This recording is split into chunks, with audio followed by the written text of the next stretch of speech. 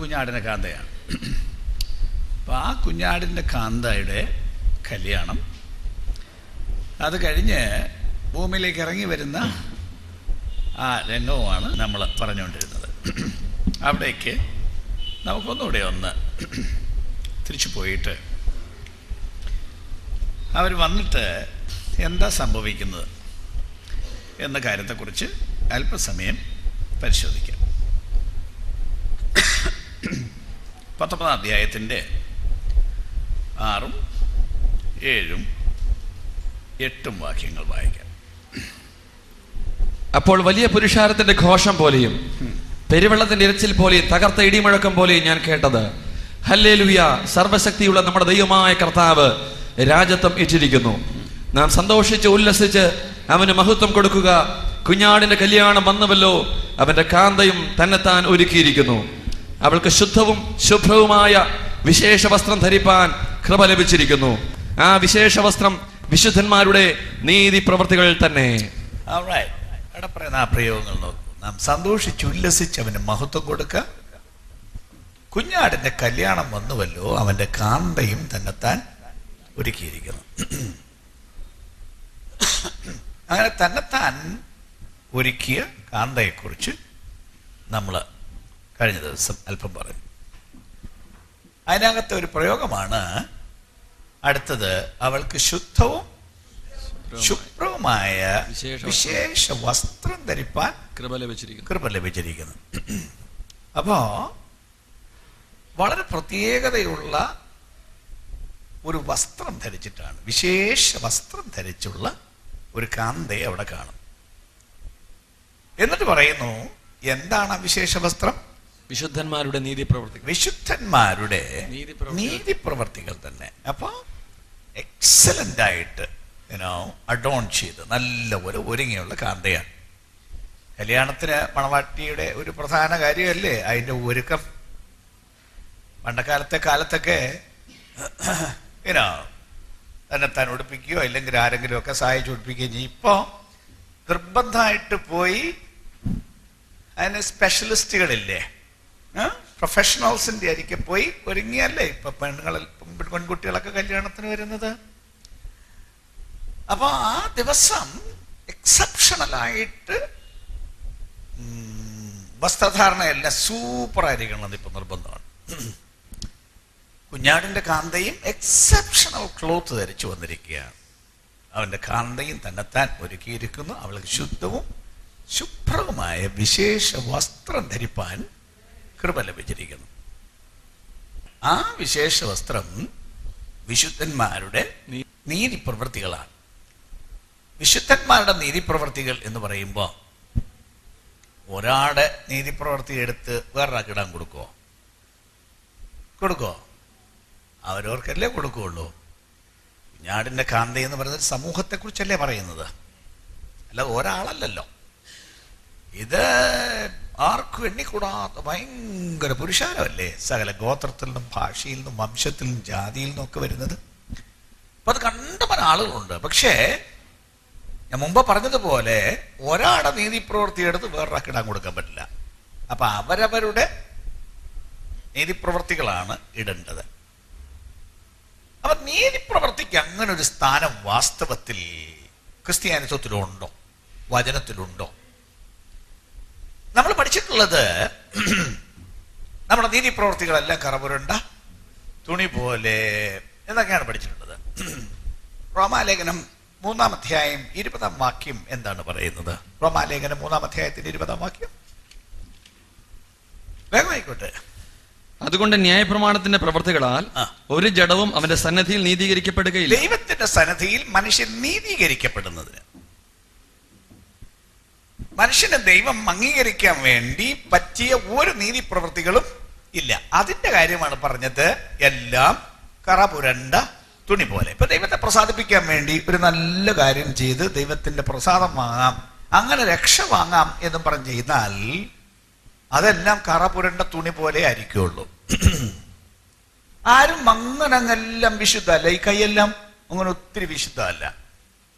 ഞാൻ ഇച്ചിരി അക്ഷരാർത്ഥത്തിൽ അങ്ങ് പറയുകയാണ്. നല്ലൊരു മൈക്രോസ്കോപ്പ് വെച്ച് നോക്കണം ഇതിനകത്ത് വല്ല അഴുകുണ്ടോ ഇല്ലയോ എന്ന്. ഈ കണ്ണ് വെച്ച് നോക്കിയാൽ അത്രയും കണ്ടില്ലെന്ന് വരും.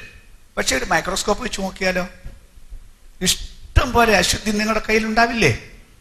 ദൈവത്തിന്റെ കണ്ണ് എന്തോന്ന് ഭയങ്കരം ഭൂതകണ്ണാടിയാന്നറിയോ?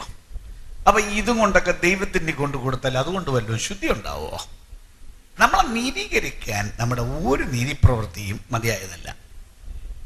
നമ്മുടെ പാപം പോക്കിക്കളയാൻ ഒരു നീതിപ്രവൃത്തിക്കും കഴിയില്ല. പക്ഷേ നീതിപ്രവൃത്തിക്ക് വലിയൊരു സ്ഥാനമുണ്ട്. എഫേസ്യ ലേഖനം 2-ാം അധ്യായത്തിന്റെ 10-ാം വാക്യം, നാം അവന്റെ കൽപ്പനയായി സൽപ്രവൃത്തികൾക്കായിട്ട് ക്രിസ്തുയേശുവിൽ സൃഷ്ടിക്കപ്പെട്ടവരാകുന്നു. അപ്പൊ ക്രിസ്തുയേശുവിൽ നമ്മളെ പുതുതായി സൃഷ്ടിച്ചത് എന്തിനാണെന്ന് അവിടെ പറയുകയാണ്. അവന്റെ കൈപ്പണിയായി സൽപ്രവൃത്തികൾക്കായിട്ട് നമ്മെ സൃഷ്ടിച്ചിരിക്കുകയാണ്. പ്ലസ് നാം ചെയ്തു പോരേണ്ടതിന് ദൈവം അവ മുന്നൊരുക്കിയിരിക്കുന്നു. അപ്പൊ നീതിപ്രവൃത്തികൾ ദൈവം നമുക്കായി മുന്നൊരുക്കിയിരിക്കുകയാണ് നാം ചെയ്യേണ്ടതിന്. അപ്പോ ദൈവത്തിന്റെ പൈതലായി തീർന്നെങ്കിൽ അവരുടെ ജീവിതത്തിൽ സൽപ്രവർത്തികൾ വളരെ പ്രധാനപ്പെട്ട, അതിന് വേണ്ടി നമ്മെ സൃഷ്ടിച്ചിരിക്കുന്നു. സൽപ്രവൃത്തിക്ക് വേണ്ടി. അപ്പൊ രക്ഷിക്കപ്പെടാൻ വേണ്ടിയല്ല സൽപ്രവൃത്തി. പിന്നെ രക്ഷിക്കപ്പെട്ടവർ സൽപ്രവർത്തികൾക്കായിട്ട് സൃഷ്ടിക്കപ്പെട്ടിരിക്കുകയാണ്. അത് നാം ചെയ്യേണ്ടതുമാണ്. എന്താണ് ഇതിന്റെ പ്രാധാന്യം? മത്തായി സുവിശേഷം 25-ാം അധ്യായം 31 മുതലുള്ള വാക്യങ്ങൾ കേട്ടിട്ടുള്ളതാണ്. എങ്കിലും ഒന്ന് വായിച്ചോളൂ. മത്തായി 25:31 മുതൽ. മനുഷ്യപുത്രൻ തന്റെ തേജസ്സോടെ സകല വിശുദ്ധ ദൂതന്മാരുമായി വരുമ്പോൾ, അവസാന ദിവസം അവൻ വരുമ്പോൾ അവൻ തന്റെ തേജസ്സിന്റെ സിംഹാസനത്തിൽ ഇരിക്കും. സകല ജാതികളെയും അവന്റെ മുൻപിൽ കൂട്ടും. അവൻ അവരെ ഇടയൻ ചെമ്മരിയാടുകളെയും കോലാടുകളെയും തമ്മിൽ വേർതിരിക്കുന്നത് പോലെ വേർതിരിച്ച് ചെമ്മരിയാടുകളെ തന്റെ വലത്തും കോലാടുകളെ ഇടത്തും നിർത്തും. രാജാവ് തന്റെ വലത്തുള്ളവരോട് അരുളി ചെയ്യും, എന്റെ പിതാവിനാൽ അനുഗ്രഹിക്കപ്പെട്ടവരെ, വരുവീൻ, ലോകസ്ഥാപനം മുതൽ നിങ്ങൾക്കായി ഒരുക്കിയിരിക്കുന്ന രാജ്യം അവകാശമാക്കിക്കൊള്ളുവീൻ. എനിക്ക് വിശന്നു, നിങ്ങൾ ഭക്ഷിപ്പാൻ തന്നു. ദാഹിച്ചു, നിങ്ങൾ കുടിപ്പാൻ തന്നു. ഞാൻ അതിഥിയായിരുന്നു, നിങ്ങൾ എന്നെ ചേർത്തുകൊണ്ടു. നഗ്നനായിരുന്നു, എന്നെ ഉടുപ്പിച്ചു. രോഗിയായിരുന്നു, നിങ്ങൾ എന്നെ കാണുവാൻ വന്നു. തടവിലായിരുന്നു, നിങ്ങൾ എന്റെ അടുക്കൽ വന്നു. അതിന് നീതിമാന്മാർ അവനോട്, കർത്താവേ, ഞങ്ങൾ എപ്പോൾ നിന്നെ വിശന്ന് കണ്ടിട്ട് ഭക്ഷിപ്പാൻ തരികയോ ദാഹിച്ച് കണ്ടിട്ട് കുടിപ്പാൻ തരികയോ ചെയ്തു? ഞങ്ങൾ എപ്പോൾ നിന്നെ അതിഥിയായിട്ട് കണ്ടിട്ട് ചേർത്ത് കൊള്ളുകയോ നഗ്നനായി കണ്ടിട്ട് ഉടുപ്പിക്കുകയോ ചെയ്തു? നിന്നെ രോഗിയായിട്ടോ തടവിലോ എപ്പോൾ കണ്ടിട്ട് ഞങ്ങൾ നിന്റെ അടുക്കൽ വന്നു എന്ന് ഉത്തരം പറയും. രാജാവ് അവരോട്, എന്റെ ഈ ഏറ്റവും ചെറിയ സഹോദരന്മാരിൽ ഒരുത്തനെ നിങ്ങൾ ചെയ്തിടത്തോളം എല്ലാം എനിക്ക് ചെയ്തു എന്ന് ഞാൻ സത്യമായി നിങ്ങളോട് പറയുന്നു. എന്റെ ഈ ചെറിയ സഹോദരന്മാരിൽ ഒരുത്തന് ചെയ്തതെല്ലാം നിങ്ങൾ എനിക്ക് ചെയ്തതാണ്. കർത്താവ് പറയാം, എനിക്ക് വിശന്നു, നിങ്ങൾ എനിക്ക് ഭക്ഷിക്കാൻ തന്നു. എനിക്ക് ദാഹിച്ചു, നിങ്ങൾ എനിക്ക് കുടിക്കാൻ തന്നു. ഞാൻ സുഖമില്ലാതെ കിടന്നു, നിങ്ങൾ എന്നെ കാണാൻ വന്നു. ഞാൻ തടവിലായിരുന്നു, നിങ്ങൾ എന്നെ സന്ദർശിച്ച് എന്നെ ആശ്വസിപ്പിച്ചു. ഒരുപാടാണ്. ഒരിക്കലും അങ്ങനെ സംഭവിച്ചിട്ടില്ലല്ലോ കർത്താവേ. ഒരിക്കൽ പോലും അങ്ങനെ ഞങ്ങളങ്ങനെ കണ്ടിട്ടില്ലല്ലോ. ഞങ്ങൾ വന്ന് ഈ ഒരു സഹായം ചെയ്തിട്ടില്ലല്ലോ. അതിന് മറുപടിയാണ്, എൻ്റെ ഈ സഹോദരന്മാരിൽ ഏറ്റവും ചെറിയവരിൽ ഒരുത്തന്നെ ചെയ്തതെല്ലാം എനിക്ക് ചെയ്തതാണ്. പിന്നെ അവൻ ഇടത്തുള്ളവരോട്, ശപിക്കപ്പെട്ടവരെ, എന്നെ വിട്ട് പിശാചനും അവരുടെ ദൂതന്മാർക്കും ഒരുക്കിയിരിക്കുന്ന നിത്യാഗ്നിയിലേക്ക് പോകുവീൻ. എനിക്ക് വിശന്നു, നിങ്ങൾ ഭക്ഷിപ്പാൻ തന്നില്ല. ദാഹിച്ചു, നിങ്ങൾ കുടിപ്പാൻ തന്നില്ല. അതിഥിയായിരുന്നു, നിങ്ങൾ എന്നെ ചേർത്ത് കൊണ്ടില്ല. നഗ്നനായിരുന്നു, നിങ്ങൾ എന്നെ ഉടുപ്പിച്ചില്ല. രോഗിയും തടവിലുമായിരുന്നു, നിങ്ങൾ എന്നെ കാണുവാൻ വന്നില്ല എന്നരളി ചെയ്യും. അതിന് അവർ, കർത്താവേ, ഞങ്ങൾ നിന്നെ വിശക്കുന്നവനോ ദാഹിക്കുന്നവനോ അതിഥിയോ നഗ്നനോ രോഗിയോ തടവിലോ ആയി എപ്പോൾ കണ്ടു നിനക്ക് ശുശ്രൂഷ ചെയ്യാതിരുന്നു എന്നുത്തരം പറയും. അവൻ അവരോട്, ഈ ഏറ്റവും ചെറിയവരിൽ ഒരുത്തനെ നിങ്ങൾ ചെയ്യാത്തിടത്തോളം എനിക്ക് ആകുന്നു ചെയ്യാഞ്ഞത് എന്ന് ഞാൻ സത്യമായിട്ട് നിങ്ങളോട് പറയുന്നു. പറയാണ്, എനിക്ക് വിശന്നു, നിങ്ങൾ എനിക്ക് ഭക്ഷിക്കാൻ തന്നില്ല. എനിക്ക് വേണ്ട വിധത്തിൽ വസ്ത്രമില്ലായിരുന്നു, നിങ്ങൾ എനിക്ക് ഉടുപ്പ് കൊണ്ട് തന്നില്ല. എനിക്ക് ദാഹിച്ചു, നിങ്ങൾ എന്നെ കാണാൻ വന്നില്ല. സുഖമില്ലായിരുന്നു, നിങ്ങൾ എന്നെ കാണാൻ വന്നില്ല. അപ്പൊ അവര് പറയുകയാണ്, അങ്ങേ ഒരിക്കലും അങ്ങനെ ആൾ കണ്ടിട്ടില്ലല്ലോ. കണ്ടെങ്കിൽ വരാതിരിക്കുവോ? കർത്താവ് കൂടിയ ആളല്ലേ, വരാതിരിക്കുവോ? ഒരിക്കലും അങ്ങനെ വരാതിരിക്കില്ല. അപ്പൊ പറയാണ്, ഈ ഏറ്റവും ചെറിയവരിൽ ഒരുത്തന് ചെയ്യാഞ്ഞതെല്ലാം എനിക്ക് ചെയ്യാഞ്ഞാണ്. വലിയ പ്രധാനപ്പെട്ട കാര്യമാണ്. നമ്മളെ അങ്ങനെ അങ്ങ് ചെറിയവരെ അത്ര അങ്ങോട്ട് മൈൻഡ് ചെയ്യാറില്ല. ഒരു മാതിരി തുല്യരാണെങ്കിൽ അവരെയാണ് നമ്മൾ സാധാരണ മൈൻഡ് ചെയ്യുന്നത്. ഈക്വൽസ് ആണെങ്കിൽ പോകും വരും, കൂടെ കൂടെ അങ്ങനെ ബന്ധങ്ങളും എല്ലാം ഉണ്ട്. പക്ഷെ നമ്മളെക്കാൾ വളരെ താണവരെന്ന ഏതെങ്കിലും നിലയിൽ, സാമ്പത്തികമായിട്ടോ സാമൂഹ്യമായിട്ടോ ഏതെങ്കിലും തരത്തിൽ അങ്ങനെ താണവർ എന്ന് തോന്നുന്നവരെ നമ്മൾ മൈൻഡ് ചെയ്യാറില്ല. ഭൂമിയിൽ എല്ലാവരുടെയും പ്രശ്നമാണത്. പക്ഷെ കർത്താവ് പറയുകയാണ്, ഏറ്റവും ചെറിയവരിൽ ഒരുത്തന് ചെയ്യാഞ്ഞതെല്ലാം എനിക്കാണ് ചെയ്യാഞ്ഞത്. അപ്പൊ കർത്താവിനെ കണ്ടിട്ട് കൊടുക്കാഞ്ഞതുപോലെയാണത്. കർത്താവിന് വിശന്ന് കണ്ടിട്ട് കൊടുക്കാഞ്ഞതുപോലെയാണ് ആഹാരം ഇല്ലാത്ത ഒരു പാവപ്പെട്ടവന് ആഹാരം കൊടുക്കാഞ്ഞത്. കർത്താവിന് തുണിയില്ലാതെ കണ്ടിട്ട് ഒരു ഉടുപ്പ് കൊടുക്കാഞ്ഞത് പോലെയാണ് ഈ വളരെ ചെറിയവരിലൊരുത്തന് വസ്ത്രം ഇല്ലാതെ കണ്ടിട്ട് മൈൻഡ് ചെയ്യാതെ പോയത്. അവരുടെ പിള്ളേരെ പള്ളിക്കൂടത്തിൽ വിടാൻ ഒരു മാർഗം ഇല്ലാതിരുന്നപ്പോ കണ്ടിട്ട് നമ്മൾ ശ്രദ്ധിക്കുക, നമുക്ക് പോഷായിട്ട് ജീവിക്കാറുണ്ട്, ഇഷ്ടം പോലെ ചെലവാക്കാനുണ്ട്, നമ്മുടെ കാര്യത്തിൽ നമ്മൾ ചെലവാക്കുന്നുണ്ട്. ഈ പാവപ്പെട്ടവനെ മൈൻഡ് ചെയ്യാഞ്ഞത് കർത്താവിന് ചെയ്യാഞ്ഞത് പോലെയാണെന്ന് കണ്ടില്ലേ? സൽപ്രവൃത്തികളുടെ പ്രാധാന്യം നോക്കി. അപ്പൊ ആ സൽപ്രവൃത്തികൾ ഒരു ഉടുപ്പായിട്ട് ഇടാൻ കൊടുക്കുമെന്ന്. ലൂക്കോസിന്റെ സുവിശേഷം 21 അധ്യായം ആദ്യത്തെ ഒരു 2-3 വാക്യം ഒന്ന് വായിച്ചോളൂ. അവൻ തലപൊക്കി ധനവാന്മാർ ഭണ്ഡാരത്തിൽ വഴിപാട് ഇടുന്നത് കണ്ടു. ദരിദ്രയായ ഒരു വിധവ 2 കാശ് ഇടുന്നത് കണ്ടിട്ട് അവൻ, ഈ ദരിദ്രയായ വിധവ എല്ലാവരെക്കാളും അധികം ഇട്ടിരിക്കുന്നു എന്ന് ഞാൻ സത്യമായി നിങ്ങളോട് പറയുന്നു. എല്ലാവരും തങ്ങളുടെ സമൃദ്ധിയിൽ നിന്ന് അത്രേ വഴിപാടിട്ടത്, ഇവളോ തന്റെ ഇല്ലായ്മയിൽ നിന്ന് തനിക്കുള്ള ഉപജീവനം ഒക്കെയും ഇട്ടിരിക്കുന്നു.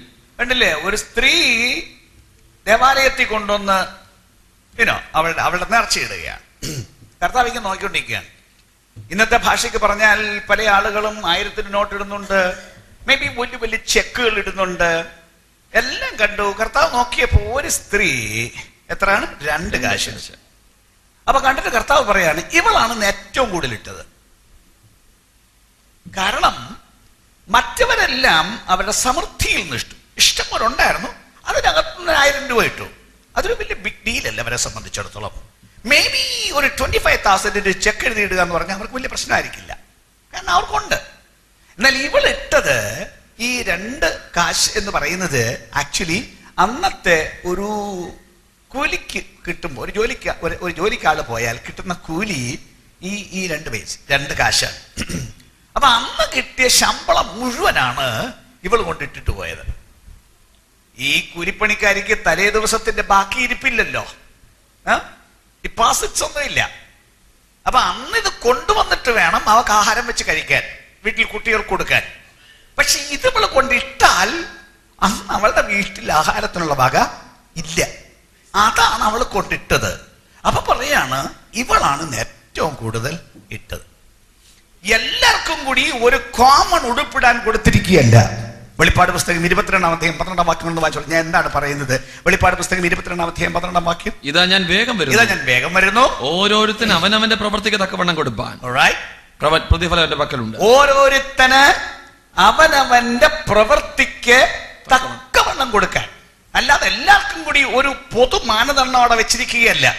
ഓരോരുത്തരെ നോക്കി അവരെ പരിശോധിച്ച് അവരുടെ പ്രവൃത്തിക്ക് തക്കവണ്ണമാണ് കൊടുക്കുന്നത്. ആ ഉടുപ്പിന്റെ കാര്യം ഇവിടെ വെച്ച് ക്രമീകരിക്കേണ്ട കാര്യമാണ്. ഇവിടെ വെച്ച് ചെയ്ത് എല്ലാം അങ്ങോട്ട് ചെയ്തതും കൊണ്ട് അവിടെ ചെല്ലുമ്പോ ദൈവം നോക്കിയും വെച്ച് കൊള്ളാമോ ഇല്ലയോ നോക്കിയും വെച്ച് ദൈവത്തിന്റെ ഒരു സീൽ ഇടിച്ചു കൊടുക്കാതെ പിടിച്ചു, വെരി ഗുഡ്, കൊണ്ടുപോയിട്ടോളാൻ പറയും. അപ്പൊ ആളുകൾ എല്ലാവരും അവിടെ തുല്യരല്ല, ആളുകൾ വ്യത്യസ്തരാണ്. അവിടെ എന്ത് വേണമെന്നുള്ളത് തീരുമാനിക്കേണ്ടത് ഇവിടെ വെച്ചാണ്. ഇവിടുത്തെ പ്രവൃത്തിക്കനുസരിച്ചാണ് അവിടെ ആളുകൾക്ക് നിലയും സ്ഥാനവും എല്ലാം ഉണ്ടായിരിക്കുന്നത്. ആമേൻ, ആമേൻ. അപ്പൊ ഇവിടെ പറഞ്ഞത് കർശനമായി ദൈവത്തിന്റെ ആളുകൾ ബുദ്ധിമുട്ടുള്ളവരെ കണ്ടാൽ അവരെ സഹായിച്ചിരിക്കണം. ക്രിസ്തുവിന് കൊടുക്കുന്നത് പോലെയാണ് ഈ വളരെ പാവപ്പെട്ടവരൊരു സഹായം ചെയ്യുന്നത്. അപ്പൊ ആ ഉടുപ്പ് ഇവിടെ വെച്ച് നെയ്യാൻ ദൈവജനത്തോട് പറയുന്ന ശക്തിയുള്ളൊരു വാക്യമാണ് അത്. അപ്പൊ അവിടെ ചെല്ലുമ്പോ ഓരോരുത്തരുടെ നില അവരുടെ ഉടുപ്പ് കണ്ടാൽ അറിയാം, ഈസിലി റെക്കഗ്നൈസബിൾ. അപ്പൊ ഓരോരുത്തരുടെ റാങ്ക് നിർണയിക്കുന്നത് അവരുടെ ഉടുപ്പൊക്കെ നോക്കിയാണ്. ഇവിടെ കണ്ടില്ലേ, പോലീസ് ഉദ്യോഗസ്ഥന്റെ റാങ്ക് നോക്കുന്നത് തോള കാണുന്ന സ്റ്റാറിന്റെ വെളിച്ചത്തിലല്ലേ എന്ന് പറയുന്നത് പോലെ അവിടുത്തെ ഉടുപ്പാണ് സ്പെഷ്യൽ ഉടുപ്പ് ഓരോരുത്തർക്ക്. അപ്പൊ ഒന്ന് ആലോചിച്ച് നോക്കിയേ, എന്തുമാത്രം നല്ല ഉടുപ്പ് ഇതുവരെ തുന്നിയിട്ടുണ്ടെന്ന് ആലോചിച്ച് നോക്കൂ.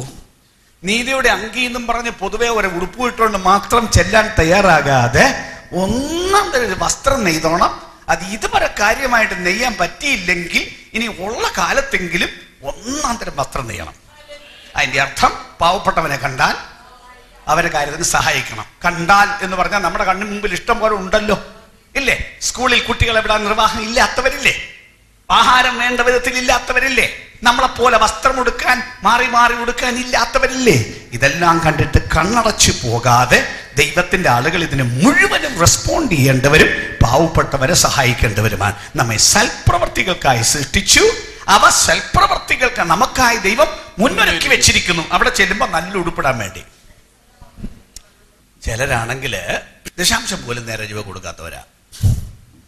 ചിലര് പറയാൻ കൊടുക്കാനില്ല, ഉണ്ടെങ്കിലല്ലേ കൊടുക്കാൻ പറ്റുള്ളൂ. ദൈവം എന്താ പറഞ്ഞത്? ഇല്ലാത്തത് കൊണ്ട് വന്ന് പറഞ്ഞോ? പിന്നെന്താണ് പറഞ്ഞത്? 10 എന്നല്ലേ പറഞ്ഞോളൂ, അത്രയല്ലേ പറഞ്ഞോളൂ. അപ്പൊ പിന്നെ ഇല്ല എന്ന വാക്ക് ഇവിടുന്ന് വന്നു. ചില പാസ്റ്റർമാർ പറഞ്ഞു കളയും, ഈ ഞങ്ങൾ നേതാക്കന്മാരോടൊക്കെ പറഞ്ഞു കളയും, അയ്യോ സാറേ അവരുടെ ഒന്നുമില്ല, വെറും പാവപ്പെട്ടവരാ, അവർക്ക് കാര്യം ശരിയാവണമെങ്കിൽ, ഇവർക്ക് വല്ലതും ഉണ്ടാകണമെങ്കിൽ ഈ പുസ്തകം പറഞ്ഞ കാര്യം പാലിച്ചു വെക്കത്തുള്ളൂ. ഇല്ലെന്നും പറഞ്ഞിരുന്നാൽ എന്നും ഇല്ലെന്നും പറഞ്ഞിരിക്കും. 10 കൊടുത്തു നോക്കൂ. ദൈവമാണ് പറയുന്നത്, you try me, you try me. കുഞ്ഞാടിന്റെ കാന്ത ഇറങ്ങി വരുന്നു, അതല്ലേ നമ്മൾ പറഞ്ഞത്? ഇവിടെ കുഞ്ഞാടും അവനോടുകൂടെ അവന്റെ കാന്തയും ഇറങ്ങി വരുന്ന കാര്യമാണ് നമ്മൾ പറഞ്ഞത്. അവർ ഭൂമിയിലേക്ക് വരുന്നു. 20-ാം അധ്യായം 1 മുതൽ 3 വരെയുള്ള വാക്യം വേഗം വായിച്ചോളൂ. അതിപ്പോ നമ്മൾ വ്യാഖ്യാനിക്കില്ല, അത് വേറൊരു പാഠത്തിന്റെ കൂടെ പോകുന്നതാണ്. അനന്തരം ഒരു ദൂതൻ അഗാധത്തിന്റെ താക്കോലും ഒരു വലിയ ചങ്ങലയും കയ്യിൽ പിടിച്ചുകൊണ്ട് സ്വർഗത്തിൽ നിന്ന് ഇറങ്ങുന്നത് ഞാൻ കണ്ടു.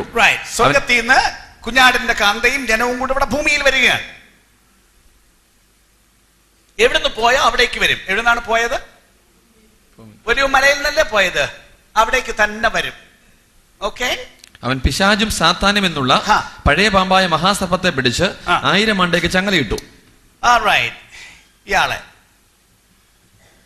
വന്ന ഉടനെ പിടിച്ച് 1000 ആണ്ടയ്ക്ക് ചങ്ങലയിട്ടു. എന്നിട്ട് 1000 ആണ്ട് കഴിയുവോളം ജാതികളെ വഞ്ചിക്കാതിരിപ്പാൻ അവനെ അഗാധത്തിൽ തള്ളിയിട്ട് അടച്ചുപൂട്ടുകയും മീതെ മുദ്രയിടുകയും ചെയ്തു. ഇയാളെ പിടിച്ച് ജയിലിൽ ഇട്ടു 1000 ആണ്ടേക്ക്. എന്തിന്? ജാതികളെ വഞ്ചിക്കാതിരിക്കാൻ എന്ന് പറഞ്ഞാൽ മനുഷ്യരെ കൊണ്ട് മുഴുവൻ പാപം ചെയ്യിക്കുന്ന ഈ പുള്ളിയാണ്. എന്നാൽ യേശുക്രിസ്തു ഇവിടെ രാജാവായി ഭരിക്കാൻ വരുന്ന കാലത്ത് ആരും പാപം ചെയ്യാൻ പാടില്ല. അതിന് ഓരോരുത്തരുടെ മേൽ നടപടി എടുക്കേണ്ട കാര്യമൊന്നുമില്ല. പാപത്തിന്റെ കാരണക്കാരനായി ഇയാളെ പിടിച്ച് പൂട്ടിയാൽ പിന്നെ ആർക്കും പാപം ചെയ്യാൻ പറ്റത്തില്ല. ഇയാളാണ് നടന്ന് എല്ലാവരെ കൊണ്ടും ചെയ്യിക്കുന്നത്. അതുകൊണ്ട് ഇയാളെ പിടിച്ചൊരു 1000 ആണ്ടയ്ക്ക് ചങ്ങലയിട്ട് പൂട്ടും. ഓക്കെ. ഞാൻ ഇന്നത്തെ ഭാഷയ്ക്ക് അങ്ങ് പറയാം, ഇയാളാണ് പ്രതിപക്ഷ നേതാവ്. ഹലോ, യേശുവല്ലേ ഭരിക്കാൻ വരുന്നത്. ഇതിന് വിപരീതക്കാരനാരാണ്? പണ്ടുതൊട്ടിൽ അയാളല്ലേ ഭരിച്ചു വരുന്നത്. അയാൾ ഇത്രയും കാലം കൈവച്ച് ഭരിച്ചുകൊണ്ടിരുന്നതല്ലേ. അപ്പോ യേശു ഭരിക്കുന്ന കാലത്ത് ഇയാൾ പ്രതിപക്ഷം. യേശുവിന്റെ ഭരണത്തിൽ പ്രതിപക്ഷം ഇല്ല. അവിടെ നേതാവിനെ പിടിച്ച് 1000 ആണ്ടയ്ക്ക് ജയിലിലിട്ട് പൂട്ടി. ദൈവ സംവിധാനത്തിൽ പ്രതിപക്ഷം എന്നും പറഞ്ഞൊരു സൂത്രം ഇല്ല. അത് ആളുകൾ അറിയണം. ഇന്നും ആളുകൾക്ക് അറിയില്ല. ഇന്ന് ഡെമോക്രസി, പ്രതിപക്ഷം, ഭരണപക്ഷം എന്നും പറഞ്ഞ ആളുകൾ നടക്കുകയാണ്. എന്റെ പൊന്നെ, അങ്ങനെ ഒരു കാര്യമില്ല. ദൈവത്തിന്റെ ഭരണത്തിൽ ദൈവത്തിന്റെ ഭരണം അല്ലാതെ അവിടെ മനുഷ്യന്റെ ഭരണം ഇല്ല. അവിടെ സഭാ നേതാവിന്റെ ഭരണമില്ല, അവിടെ പാസ്റ്ററുടെ ഭരണമില്ല. ആര് ഭരിച്ചാലും അവരാണ് ഭരിക്കുന്നത്, പക്ഷെ അവർ നടത്തുന്നു. പക്ഷെ ഭരിക്കുന്നത് ദൈവം. ദൈവത്തിന്റെ ശബ്ദം കേട്ട് കൃത്യമായി പ്രവാചക ജോലിയാണ് അവർ ചെയ്യേണ്ടത്. ഏത് നേതാവാണെങ്കിലും ഏത് പാസ്റ്റർ ആണെങ്കിലും പ്രവാചകന്റെ ജോലിയാണ് ചെയ്യേണ്ടത്. നമ്മൾ വെളിപ്പാട് 1-ാം അധ്യായത്തിൽ പറഞ്ഞതുപോലെ കേൾക്കേണ്ട ശബ്ദം യേശുവിന്റെ ശബ്ദം, ആരും കാണേണ്ട മുഖം യേശുവിന്റെ മുഖം. അപ്പൊ അതിന് വിപരീതമായി ഒന്നും നടക്കില്ല. അതുകൊണ്ട് ഇയാളെ പിടിച്ചൊരു 1000 ആണ്ടയ്ക്ക് ജയിലിലിട്ട് പൂട്ടി. അതിന്റെ ശേഷം അവനെ അല്പകാലത്തേക്ക് അഴിച്ചു വിടേണ്ടത്. 1000 ആണ്ട് കഴിഞ്ഞിട്ട് ബാക്കി ഞാൻ ന്യായാസനങ്ങളെ കണ്ടു. അടുത്തത് ഞാൻ ന്യായാസനങ്ങളെ കണ്ടു. 6 വരെയുള്ള ബാക്കി ഒന്ന് വായിച്ചോളൂ, എന്നിട്ട് ഞാൻ പറയാം. അവയിൽ ഇരിക്കുന്നവർക്ക് ന്യായവിധിയുടെ അധികാരം കൊടുത്തു. ലിസൺ, ന്യായാസനങ്ങളെ, പ്ലൂറൽ, സിംഗുലർ അല്ല, അവിടെ ബഹുവചനമാണ്. ന്യായാസനങ്ങളെ കണ്ടു. അവയിൽ ഇരിക്കുന്നവർക്ക്, ഇരിക്കുന്നവനെന്നല്ല, ഇരിക്കുന്നവർക്ക് ന്യായവിധിയുടെ അധികാരം കൊടുത്തു. യേശുവിന്റെ സാക്ഷ്യവും ദൈവവചനവും നിമിത്തം തല ഛേദിക്കപ്പെട്ടവരും മൃഗത്തെയോ അതിന്റെ പ്രതിമയോ നമസ്കരിക്കാതിരുന്നവരും നെറ്റിയിലും കൈമേലും അതിന്റെ മുദ്ര കൈക്കൊള്ളാതിരുന്നവരുമായ അവരുടെ ആത്മാക്കളെയും ഞാൻ കണ്ടു. അവർ ജീവിച്ചു 1000 ആണ്ട് ക്രിസ്തുവിനോട് കൂടി. അവർ ജീവിച്ച് 1000 ആണ്ട് ക്രിസ്തുവിനോടുകൂടി വാണു. ബാക്കി മരിച്ചവരിൽ ശേഷമുള്ളവർ 1000 ആണ്ട് കഴിയുവോളം ജീവിച്ചില്ല. ഓക്കെ, ഇത് ഒന്നാമത്തെ പുനരുദ്ധാനം. ഇത് ഒന്നാമത്തെ പുനരുദ്ധാനം. ഇതിലേക്കെല്ലാം നമുക്ക് തിരിച്ചു വരണം. ദാനിയേൽ 7:27. പിന്നെ രാജത്വവും ആധിപത്യവും ആകാശത്തിന് കീഴ് എല്ലായിടവുമുള്ള രാജ്യങ്ങളുടെ മഹത്വവും അത്യുന്നതന്റെ വിശുദ്ധന്മാരായ ജനത്തിന് ലഭിക്കും. ഇത് അത്യുന്നതന്റെ വിശുദ്ധന്മാരായ ജനത്തിന് കൊടുക്കും.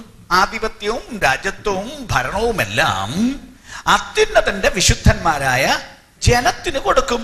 ബാക്കി അവന്റെ രാജ്യത്വം നിത്യരാജ്യത്വമാകുന്നു.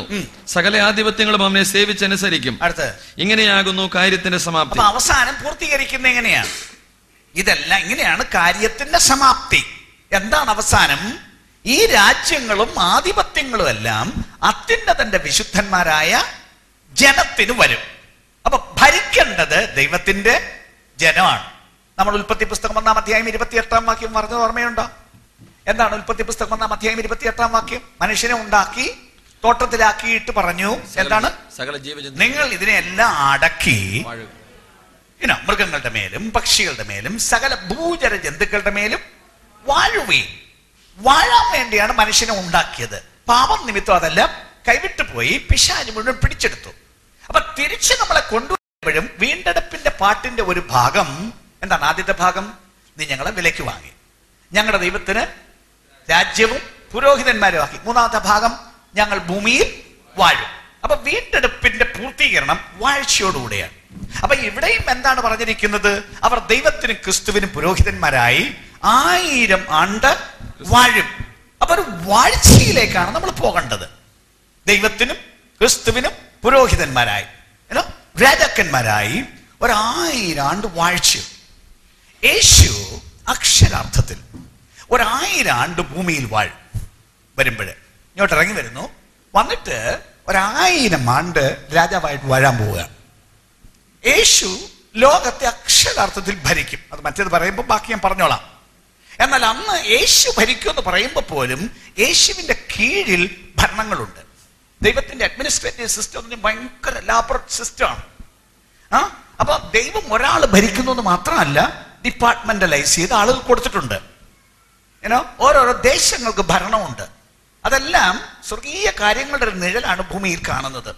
അപ്പൊ ദൈവത്തിന്റെ ജനം അക്കാലത്ത് രാജാക്കന്മാരായി ഭരിക്കേണ്ടതാണ്. അതിനാണ് നമ്മൾ വരുന്നത്. ഓക്കെ, രാജാക്കന്മാരായി ഭരിക്കേണ്ടതാണ്. ഇനി ചില വാക്കുകൾ ഒന്നുകൂടെ വായിച്ച് മറ്റതിലേക്ക് വരാം. ഞാൻ ന്യായാസനങ്ങളെ കണ്ടു. കണ്ടില്ലേ? ഞാൻ ന്യായാസനങ്ങളെ കണ്ടു. അവയിൽ ഇരിക്കുന്നവർക്ക് ന്യായവിധിയുടെ അധികാരം കൊടുത്തു. ആരാണ് അന്ന് ഭൂമിയെ വിധിക്കാൻ വരുന്നത്? നമ്മൾ നേരത്തെ പറഞ്ഞിട്ടുണ്ടല്ലോ. 1 കൊരിന്ത്യർ 6:2, നിങ്ങൾ ദൂതന്മാരെ വിധിക്കുമെന്ന് അറിയുന്നില്ലേ? 3:6-2, നിങ്ങൾ ലോകത്തെ വിധിക്കും. 6:3, നിങ്ങൾ ദൂതന്മാരെ വിധിക്കും. മത്തായി 19:28 ശിഷ്യന്മാരോട് പറയുന്നു, നിങ്ങൾ 12 സിംഹാസനങ്ങളിൽ ഇരുന്ന് ഇസ്രായേൽ ഗോത്രം 12-നെയും ന്യായം വിധിക്കും. കണ്ടില്ലേ? ലോകത്തെ വിധിക്കും. 12 ഗോത്രങ്ങളെ ന്യായം വിധിക്കും. പാപം ചെയ്ത ദൂതന്മാരെ വിധിക്കും. അപ്പൊ ജഡ്ജസ് ആയിട്ടാണ് ആദ്യത്തെ റോള് കാണുന്നത്. ജഡ്ജസ് ആയിട്ട്. അപ്പൊ അങ്ങനെയുള്ള റാങ്കിലേക്കാണ് അവരെ കൊണ്ടുവരുന്നത്. ഓക്കെ, അവര് വിധിക്കും. യേശുവിന്റെ സാക്ഷ്യവും ദൈവവചനവും നിമിത്തം തല ഛേദിക്കപ്പെട്ടവരും മൃഗത്തെയോ അതിന് പ്രതിമയോ നമസ്കരിക്കാതിരുന്നവരും നെറ്റിയിലും കൈമേലും അതിന് മുദ്ര കൈക്കൊള്ളാതിരുന്നവരുമായവരുടെ ആത്മാക്കളെയും ഞാൻ കണ്ടു. അവർ ജീവിച്ചു 1000 ആണ്ട് ക്രിസ്തുവിനോട് കൂടി വാണു. ഇവിടെ വെച്ചൊരു കൂട്ടർ സ്വർഗത്തിലേക്ക് പോയല്ലോ, ഉയർത്തെഴുന്നേറ്റല്ലോ. യേശു കാഹളധ്വനിയുമായി വന്നപ്പോഴേ ക്രിസ്തുവിൽ മരിച്ചവർ മുമ്പേ ഉയർത്തെഴുന്നേറ്റു. പിന്നെ ജീവനോടെ ശേഷിക്കുന്നവർ രൂപാന്തരപ്പെട്ട ആകാശത്തിൽ കർത്താവിനെതിരേൽപ്പാൻ മേഘങ്ങളിൽ എടുക്കപ്പെട്ടു. കണ്ടില്ലേ അവര് പോയത്? ഏതാണ്ട് ഇവിടെ ആയപ്പോഴ് നമ്മളൊരു 144,000 പേർ 7-ാം അധ്യായത്തിൽ ഭൂമിയിൽ അവരെ മുദ്രയിട്ടവരെ കണ്ടു. 14-ാം അധ്യായം വന്നപ്പോൾ അവരെ എവിടെ കണ്ടു? സ്വർഗത്തിൽ സിയോൻ മലയിലല്ലേ അവരെ കണ്ടത്. അപ്പൊ അവര് പോയി. പിന്നെ വേറെ പല ഗ്രൂപ്പുകൾ പോയിട്ടുണ്ട്. എന്നാൽ യേശു ഭൂമിയിലേക്ക് ഇറങ്ങി വരുന്ന ഈ സമയം എന്ത് സംഭവിക്കുമെന്ന് പറയുകയാണ്. എന്താ വായിച്ചത്? മൃഗത്തെയോ അതിന് പ്രതിമയോ നമസ്കരിക്കാതിരുന്നവരും നെറ്റിയിലും കൈമേലും അതിന് മുദ്ര കൈക്കൊള്ളാതിരുന്നവരുമായവരുടെ ആത്മാക്കളെയും ഞാൻ കണ്ടു. അതായത് ഇവിടെ പോയതിന്റെ ബാക്കി, അന്ന് പോകാൻ തയ്യാറില്ലാത്ത കുറെ ആളുകൾ, ഇവിടെ വെച്ചൊരു കൂട്ടം വലിയ ജനം വിശ്വാസത്തിലേക്ക് വരുന്നതായിട്ട് നമ്മൾ കണ്ടല്ലോ. അവർ അറുക്കപ്പെട്ടുവെന്നും യാഗപീഠത്തിന്റെ കീഴിൽ അവരുടെ ആത്മാക്കളെ കണ്ടുവെന്നും ഒക്കെ 5ാമത്തെ മുദ്ര പൊട്ടിച്ചപ്പോൾ നമ്മൾ കണ്ടില്ലേ? അങ്ങനെ ആളുകൾ വിശ്വാസത്തിലേക്ക് വന്നൊരു സംഘം ഇവിടെയുണ്ട്. പക്ഷെ അവരെല്ലാം കൊല്ലപ്പെട്ടു. ഈ മൃഗത്തെ നമസ്കരിക്കാൻ പറഞ്ഞു, അവർ നമസ്കരിച്ചില്ല. അതിന്റെ മുദ്രയേക്കാൻ പറഞ്ഞു, അവർ അതിന് വഴങ്ങിയില്ല. അവർ ദൈവത്തോട് കൂറു പുലർത്തി ജീവിച്ചവരാണ്. അതുകൊണ്ട് അവരെ കൊന്നു. അവരെല്ലാവരും ഇവിടെ ആയപ്പോൾ എന്ത് സംഭവിച്ചു? അവർ ജീവിച്ചു. അപ്പൊ യേശു സ്വർഗത്തിൽ നിറങ്ങി വരുമ്പോ ഒരു പുനരുത്ഥാനത്തിന്റെ സമയം. ഈ ഭൂമിയിലേക്ക് വന്ന് പാദം ചവിട്ടുമ്പോഴത്തേക്കും മരിച്ച സകല വിശുദ്ധന്മാരും, സഭയല്ല ബാക്കി മരിച്ച സകല വിശുദ്ധന്മാരും ആ സമയത്ത് ഉയർക്കും. യേശുവിനെ നോക്കി കാത്തിരുന്ന ഇവൻ പഴയ നിയമത്തിലെ ആളുകളും ഈ മഹോപദ്രവകാലത്തെ ആളുകളും മുഴുവൻ പേരും ഇവിടെ വെച്ച് ഉയർത്തെഴുന്നേൽക്കും. എന്നിട്ട് പറയുന്നത് എന്താണ്? അവർ ജീവിച്ച് 1000 ആണ്ട് അങ്ങോട്ടങ്ങ് പ്രവേശിക്കുക, ജീവിച്ച് ഇങ്ങോട്ട് പ്രവേശിക്കുക.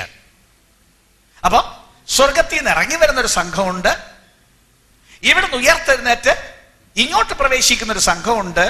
മാത്രമല്ല, ഈ ഭൂമിയിൽ ഈ മഹോപദ്രവ കാലത്ത് ദൈവത്തെ വിശ്വസിക്കാതെ കുറച്ചു പേര് ശേഷിച്ചിട്ടുണ്ട്. ന്യായവിധികൾ സർവൈവ് ചെയ്ത് കുറച്ചു പേര് അവശേഷിച്ചിട്ടുണ്ട്. അവരും ഇങ്ങോട്ട് പ്രവേശിക്കുക. അപ്പൊ അന്ന് അവരാണ് ഇവിടുത്തെ പബ്ലിക്. ആര്? രക്ഷിക്കപ്പെടാതെ ദൈവത്തെ സേവിക്കാതെ മഹോപദ്രവത്തിലെ കഷ്ടവും അതിജീവിച്ച് ഇവിടെ വന്ന ഒരു കൂട്ടം ജനം, അവരിവിടുത്തെ പബ്ലിക്. എന്നാൽ സ്വർഗത്തിലേക്ക് പോയ ജനം മടങ്ങി വരുന്നു. അവരിവിടെ വരാനുള്ളവർ.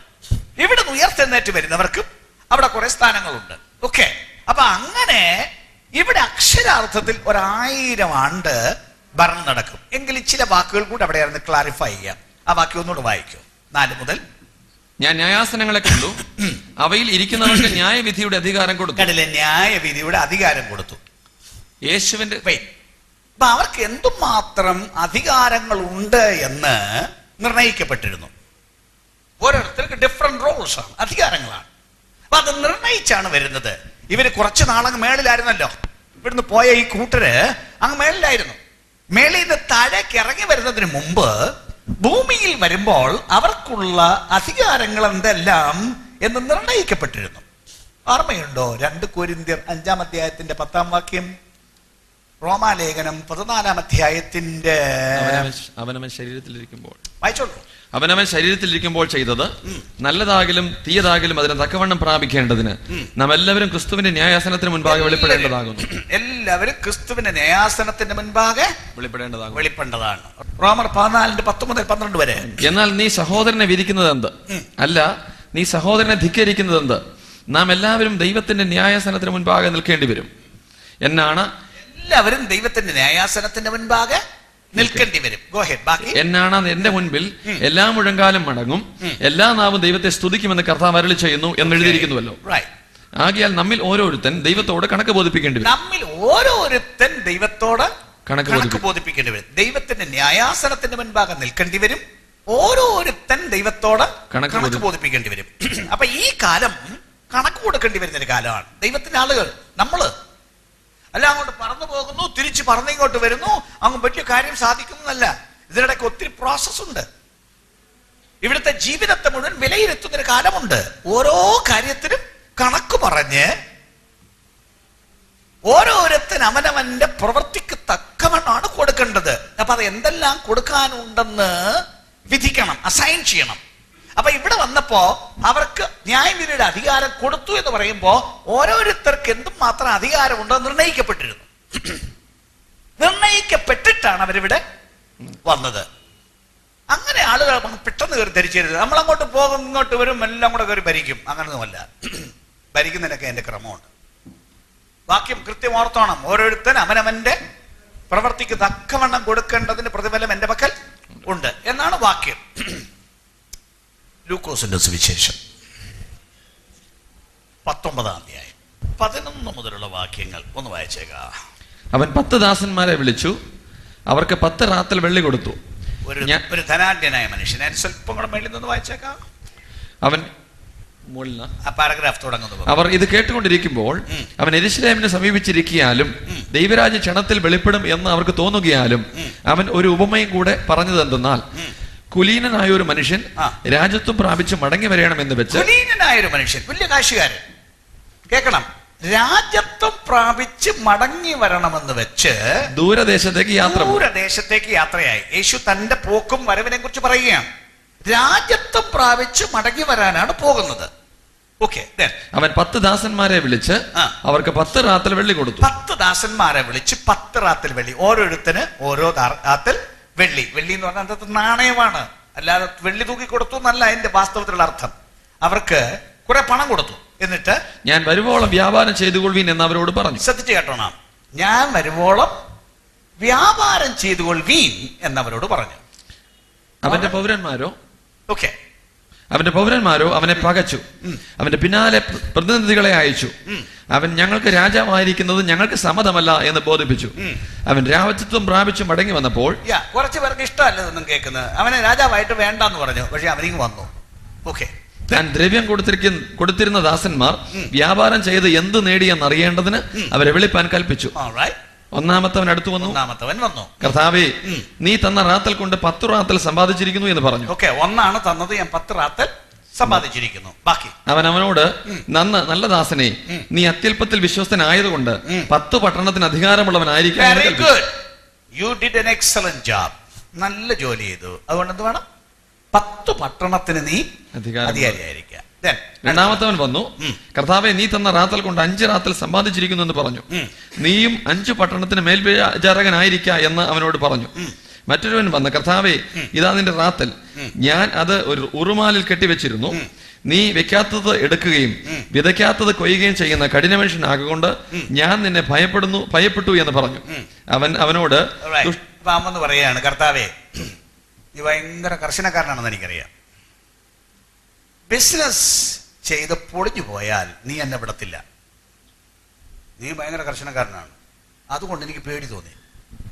എനിക്ക് ബിസിനസ് ചെയ്യാൻ തോന്നിയില്ല. കാരണം നിന്നെ പേടിച്ച് ബിസിനസ് പൊളിഞ്ഞാൽ നീ എന്നെ വിടില്ലല്ലോ. അതുകൊണ്ട് ഞാനിത് കൊണ്ടുപോയി ഭദ്രമായിട്ട് കെട്ടിവെച്ചിരുന്നു. വീട്ടിൽ ഭയങ്കര ഞെരുക്കമുണ്ടായി, പക്ഷേ ഞാൻ ഈ പൈസ തൊട്ടില്ല. എൻ്റെ പെണ്ണിനെ കെട്ടിക്കേണ്ട ഒരു സാഹചര്യം വന്നു, ഭയങ്കര അത്യാവശ്യമായിരുന്ന പൈസ. എന്നിട്ട് പോലും നീ എപ്പോഴാണ് വരുന്നതെന്ന് എനിക്കറിയത്തില്ല. അതുകൊണ്ട് ഈ പൈസ തൊടാതെ ഞാൻ സൂക്ഷിച്ചു വെച്ചിരുന്നു. ഞാൻ ഉദാഹരണം പറയാം, പിള്ളേർക്ക് ഫീസ് കൊടുക്കാൻ കാശില്ലാഞ്ഞിട്ട് പോലും ഇതേ ഞാൻ തൊട്ടിട്ടില്ല. നിന്റെ പൈസ തൊട്ടിട്ടില്ലേ, നിന്റെ പൈസ എടുത്തോളൂ. എന്താണ് മറുപടി? അവനോട്, ദുഷ്ടദാസനെ, നിന്റെ വായിൽ നിന്ന് തന്നെ ഞാൻ നിന്നെ ന്യായം വിധിക്കും. ഞാൻ വെക്കാത്തത് എടുക്കുകയും വിതയ്ക്കാത്തത് കൊയ്യുകയും ചെയ്യുന്ന കഠിന മനുഷ്യൻ എന്ന് നീ അറിഞ്ഞുവല്ലോ. ഞാൻ വന്ന എന്റെ ദ്രവ്യം പലിശയോട് കൂടെ വാങ്ങിക്കൊള്ളേണ്ടതിന് അത് നാണ്യപീഠത്തിൽ ഏൽപ്പിക്കാഞ്ഞത് എന്ത്? പിന്നെ അവനെന്തറിയോ, എടാ ആലസനെ, നിനക്ക് ബിസിനസ് അറിയത്തില്ലായിരുന്നെങ്കിൽ ബിസിനസ് ഉള്ള മനുഷ്യർ ഈ ടൗണിലുണ്ടായിരുന്നു. എന്റെ പൈസ അവിടെ കൊടുത്തിരുന്നെങ്കിൽ ഞാൻ പലിശ സഹിതം എന്റെ കാശ് വാങ്ങിച്ചിരുന്നു. നിനക്ക് കച്ചവടം ചെയ്യാൻ അറിയത്തില്ലെങ്കിൽ പൈസ കൊണ്ട് കച്ചവടം ചെയ്യുന്ന ആളുകളില്ലേ? ഇപ്പോഴത്തെ ഭാഷ പറയണോ? ബ്ലേഡുകാരില്ലേ? നമ്മുടെ ഇന്നത്തെ ഭാഷ.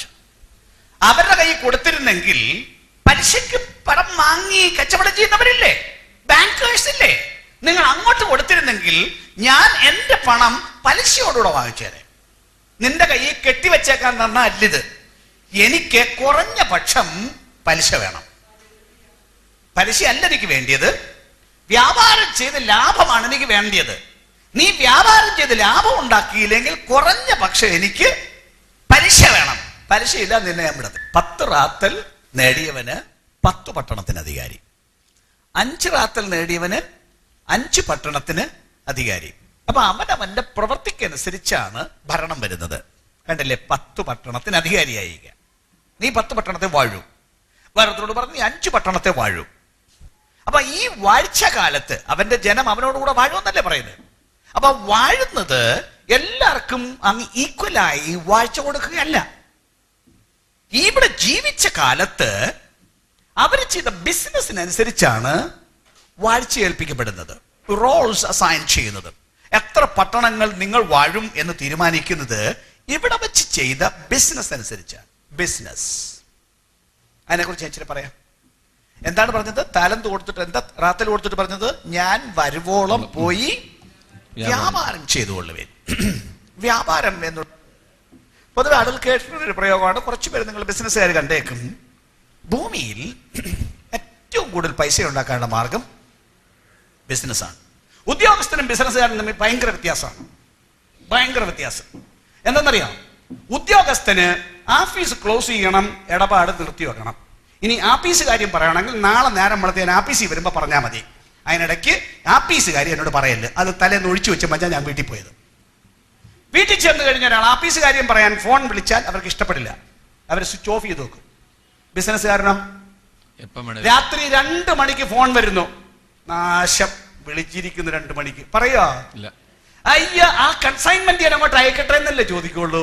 ഫോൺ എടുത്ത ഉടനെ കണ്ടില്ലേ, രാത്രി 2 മണിക്കും ബിസിനസ് ചെയ്യുന്ന ഇഷ്ടം. ഉദ്യോഗസ്ഥന് 5 മണിയാകുമ്പോ close down, next day morning 9 o'clock 10 o'clock അന്നേരം ഓപ്പൺ ആവുള്ളൂ. ആണ് ബിസിനസ്സുകാരനും ഉദ്യോഗസ്ഥനും തമ്മിലുള്ള വ്യത്യാസം. ബിസിനസ്സുകാരന്റെ തല മുഴുവൻ ബിസിനസ്സാണ്. നമ്മളെ എന്തിനു വിളിച്ചു? ബിസിനസ്സിന്. ഉദ്യോഗത്തിനല്ല വിളിച്ചത്, പിന്നെ പോയി ബിസിനസ് ചെയ്യണം. അത് ഇത്രയും ബിസിനസ് ചെയ്യണം, ആരെ കൊണ്ട് സാധനം എടുപ്പിക്കണം, അത്ര ബിസിനസ്. നമ്മളെയും ബിസിനസ്സിനാ വിളിച്ചത്. നല്ല പോലെ ബിസിനസ് ചെയ്താൽ ഇവിടുത്തെ ജീവിതത്തിലും ഐശ്വര്യമായി ജീവിക്കാം, എല്ലാം ചെയ്യാം. പക്ഷേ കുറഞ്ഞ പക്ഷം ബിസിനസ് ചെയ്യാൻ വിളിക്കപ്പെട്ടവൻ ബിസിനസ് ചെയ്തില്ലെങ്കിൽ കർശന കാര്യമാണ്, ഇൻട്രസ്റ്റ് എങ്കിലും കിട്ടാതെ നിന്നെ വിടില്ല. അപ്പോഴേ നമ്മൾ രക്ഷിക്കപ്പെട്ടപ്പോ തൊട്ട് ഇന്ന് വരെയുള്ള കാലം കൂട്ടിയിട്ട് കച്ചവടം ചെയ്തില്ല. ഇന്ന് വരെയുള്ള കാലം കൂട്ടിയിട്ട് കോമ്പൗണ്ട് ഇൻട്രസ്റ്റും കൂടെ കൂട്ടിയിട്ട് എന്താ കൊടുക്കാനുണ്ടെന്ന് ആലോചിച്ചേ. അപ്പൊ ചോദിക്കുകയാണെങ്കിൽ എന്താ തന്നെന്ന്. ഓക്കെ, നിങ്ങൾക്ക് ദൈവം എന്താ തന്നു പറയാമോ? പാർപ്പിടം, ആഹാരം, വസ്ത്രം, ആരോഗ്യം, ബുദ്ധി, പ്രാണവായു, കുടിക്കാൻ വെള്ളം, സൂര്യപ്രകാശം, സൗന്ദര്യം, തലച്ചോറ്, ആരോഗ്യം, വിദ്യാഭ്യാസം, തൊഴില്, പിള്ളേര്, എല്ലാം തന്നില്ലേ? ചിലർക്ക് സ്പെഷ്യൽ സ്കിൽസ് തന്നിട്ടില്ലേ? വേറെ ഉള്ളവർക്ക് ഇല്ലാത്ത സ്കില്ല് ചിലർക്കില്ലേ? ചിലർക്ക് എഞ്ചിനീയറിംഗ് സ്കില്ലില്ലേ? ചിലർ ആർട്ടിസ്റ്റിക് സ്കില്ലില്ലേ? ഓരോരോ സ്കിൽസ് ഓരോരുത്തർക്കില്ലേ? ഇതെല്ലാം നമ്മുടെ ഉപജീവനത്തിനല്ലേ ഉപയോഗിക്കുന്നുള്ളൂ. ആർക്ക് വേണ്ടി തന്നാണ് ഇത് മുഴുവൻ? നിങ്ങൾക്ക് വേണ്ടി തന്നാണോ? ആണോ? മുതലാളിക്ക് ലാഭം ഉണ്ടാക്കി കൊടുക്കാൻ വേണ്ടി തന്നല്ലേ? നിങ്ങളുടെ ഏത് കഴിവും, നിങ്ങളുടെ ആരോഗ്യവും, നിങ്ങളുടെ വായുവും, നിങ്ങളുടെ സകലവും മുതലാളിക്ക് ലാഭം ഉണ്ടാക്കാൻ വേണ്ടി തന്നാണ്. പക്ഷെ ഉണ്ടാക്കാൻ തന്ന നമ്മള് മുതലാളിക്ക് എന്തോ കൊടുത്തു? ഇന്ന് വരെ ഇതെല്ലാം നമ്മുടെ കാര്യം കാണാൻ ഉപയോഗിച്ചു. ഞാൻ മുമ്പ് പറഞ്ഞ പോലെ ദശാംശം കൊടുക്കാൻ പോലും കുറെ പേർക്ക് കഴിയുന്നില്ല. ഇത് പോരാത്. ഇത് മുഴുവൻ വ്യാപാരം ചെയ്ത് ലാഭം മുതലാളിക്ക് കൊടുക്കണം. ആ ദിവസം കണക്ക് ചോദിക്കും. ഓക്കെ, നിങ്ങളുടെ എഞ്ചിനീയറിംഗ് സ്കില്ല് ദൈവത്തിന് വേണമെന്നറിയാമോ? അതും വേണം ദൈവത്തിന്. നിങ്ങളുടെ മെക്കാനിക്കൽ എഞ്ചിനീയറിംഗ് ആയാലും, സിവിൽ എഞ്ചിനീയറിംഗ് ആയാലും, ഇലക്ട്രിക്കൽ ആവട്ടെ, അല്ല നിങ്ങൾ കമ്പ്യൂട്ടർ എഞ്ചിനീയറിംഗ് ആകട്ടെ, നിങ്ങൾക്ക് കുറെ ഡിസൈനിങ് അറിയാമെങ്കിൽ whatever, എല്ലാം ദൈവരാജ്യത്തിന് വേണം. അപ്പൊ അതുകൊണ്ട് ദൈവരാജ്യം പണിയാനാണ് നമ്മളെ ഏൽപ്പിച്ചത്. സത്യസന്ധമായിട്ട് ആലോചിച്ച് നോക്കൂ. മുതലാളിക്ക് എന്തോ കൊടുത്തു? ആരോഗ്യം കൊണ്ട് ദൈവത്തിന് എന്ത് കൊടുത്തു? വിദ്യാഭ്യാസം കൊണ്ട് ദൈവത്തിന് എന്ത് കൊടുത്തു? നിങ്ങൾക്ക് തന്ന ഓരോന്നും കൊണ്ട് ദൈവത്തിന് കൊടുത്തോ? ലാഭം എടുത്തിട്ട് നിങ്ങൾക്കുള്ള ചെലവ് കഴിഞ്ഞിട്ട് ബാക്കിയുള്ളത് മുതലാളിക്ക് പോകണം. റണ്ണിങ് എക്സ്പെൻസ് കഴിഞ്ഞിട്ട് ബാക്കിയുള്ളത് മുതലാളിക്ക് പോകേണ്ടതാണ്. കൊടുക്കാൻ വല്ലതും കയ്യിലുണ്ടായിരുന്നോ? അന്നൊരു ദിവസം ഭരിക്കും എന്ന് പറഞ്ഞാൽ അങ്ങനെ പോയി ഭരിക്കില്ല. ആര് ഭരിക്കും? വ്യാപാരം ചെയ്തവും ഭരിക്കും, അല്ലേ? വ്യാപാരം ചെയ്യാൻ ഏറ്റവും വലിയ വ്യാപാരം എന്ന് പറയുന്നത് ദൈവം നമ്മുടെ കയ്യിൽ തന്നിരിക്കുന്ന വ്യാപാര ചരക്കറിയാവോ? സുവിശേഷം. ഭയങ്കര വ്യാപാര ചരക്കാണ്. പക്ഷേ ഈ സുവിശേഷം ആളുകൾക്ക് ബോധ്യപ്പെടുത്തുക എന്നുള്ള ഇച്ചിരി പാടുള്ള പണിയാണ്. ഇത് കേട്ട ഉടനെ പറയും വേണ്ടെന്ന് പറയും. ആളുകൾക്ക് അറിയത്തില്ല, എല്ലാവർക്കും വേണ്ടിയതാണെന്ന് അറിയത്തില്ല. പക്ഷേ ഇതിന്റെ പ്രസക്തി എന്താണെന്ന് അവരെ ബോധ്യപ്പെടുത്തിയല്ലേ കച്ചവടം നടക്കുള്ളൂ. അങ്ങനല്ലേ? ഓരോ പ്രോഡക്റ്റ് വന്നാൽ ആ പ്രോഡക്റ്റിന് സെയിൽസ് ഏജൻസിനെ ഏൽപ്പിക്കാറില്ലേ? അവരുടെ ജോലി എന്താണ്? ഈ പ്രോഡക്റ്റ് ഡെമോൺസ്ട്രേറ്റ് ചെയ്ത് കാണിക്കണം. ആളുകൾക്ക് എക്സ്പ്ലെയിൻ ചെയ്തു, ഡെമോൺസ്ട്രേറ്റ് ചെയ്ത് കാണിച്ചു കൊടുക്കണം. ഡെമോൺസ്ട്രേറ്റ് ചെയ്ത് കാണിച്ചു കൊടുത്താൽ പ്രോഡക്റ്റ് എടുക്കും. അതല്ലേ കച്ചവടം നടക്കുന്നത്? നമ്മുടെ കയ്യിൽ ദൈവം തന്നിരിക്കുന്നത് രക്ഷ എന്ന പ്രോഡക്റ്റ്, സുവിശേഷം എന്ന പ്രോഡക്റ്റ്. ഇതെല്ലാത്തിനും കൊള്ളാം. ഇത് വേണ്ടാത്ത ഒരു മനുഷ്യരും ലോകത്തിൽ ഇല്ല. അവർക്കറിയില്ല എന്ന് മാത്രം. പക്ഷേ അതുകൊണ്ട് ഡെമോൺസ്ട്രേറ്റ് ചെയ്താലോ? സ്തോത്രം. യേശു രക്ഷിക്കുന്നു നമ്മൾ പറയുമ്പോ തന്നെ കാര്യം വിശദീകരിച്ചു വരുമ്പോ അവരുടെ പാപത്തിന്റെ കെട്ടുകൾ അഴിഞ്ഞു പോകുവാൻ, അവരുടെ സങ്കടത്തിന്റെ കെട്ടുകൾ അഴിഞ്ഞു പോകാൻ നമ്മിൽ കൂടെ ഒരു ദൈവശക്തി അവരിലേക്ക് വ്യാപരിച്ചാലോ അപ്പൊ അവർക്ക് ഉടനെ വേണമെന്ന് പറയില്ലേ?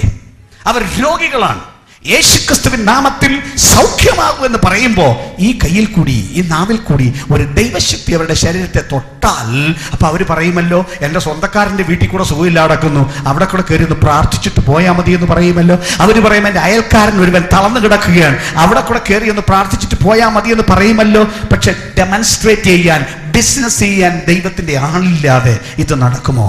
നിങ്ങളുടെ ഉപജീവനം കഴിഞ്ഞാൽ മതിയോ? നിങ്ങൾക്ക് പൈസ ഉണ്ടാക്കിയാൽ മാത്രം മതിയോ? നിങ്ങൾക്ക് സമ്പത്ത് ഉണ്ടാക്കിയാൽ മതിയോ?